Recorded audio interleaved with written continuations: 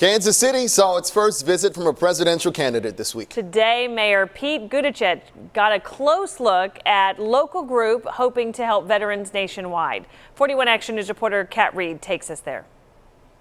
Right there. Charlie Robinson Jr. was just 17 when he went into the Army. I got drafted. I had scholarships that I could have got, and they took me from that. On his 63rd birthday, the veteran found himself homeless. I had to sleep in parking lots. I had to sleep wherever I could sleep. Until he got help from the Veterans Community Project, which moved him into a tiny home as he looks for permanent housing. I think this should be in every state in the United States for the vets. Robinson and the other veterans who live here had a chance to tell their stories to a presidential candidate with whom they share a special bond. Everybody's talking about how we support the troops, but we're still struggling to make good on that mutual promise across the United States. Mayor Pete Buttigieg is a Navy Reserve veteran who served in Afghanistan.